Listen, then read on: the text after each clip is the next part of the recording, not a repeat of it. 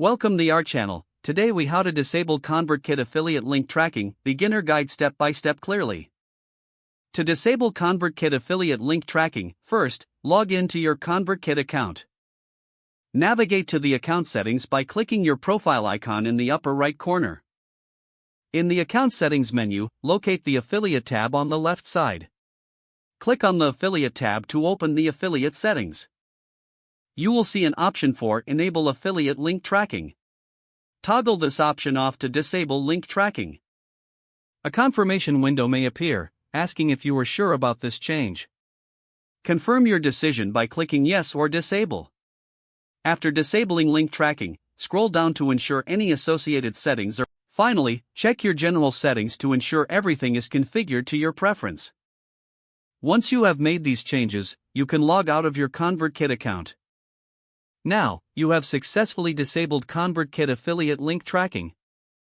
If the page does not load, refresh the browser or try again in a private or incognito window. Make sure you are using the correct email address, then retype it carefully to avoid small typos. If your password is not accepted, use the reset option and create a new strong password you can remember. Check your spam folder for verification or security emails, then complete any requested confirmation steps. Enable two-factor authentication if available to improve account security and reduce unauthorized access risk. After signing in, review your profile details so your contact information and settings are accurate and current. If you see an error message, note it down and try again after restarting your device and internet connection. Log out when you finish, especially on shared devices, to keep your account and payment information secure. If the page does not load, refresh the browser or try again in a private or incognito window. Make sure you are using the correct email address, then retype it carefully to avoid small typos. If your password is not accepted, use the reset option and create a new strong password you can remember. Check your spam folder for verification or security emails, then complete any requested confirmation steps.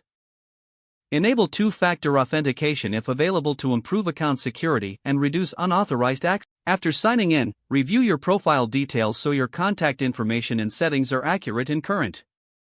If you see an error message, note it down and try again after restarting your device and internet connection. Log out when you finish, especially on shared devices, to keep your account and payment information secure. If the page does not load, refresh the browser or try again in a private or incognito window. Make sure you are using the correct email address, then retype it carefully to avoid small typos. Don't forget to like this video and subscribe to our channel for more step-by-step tech guides.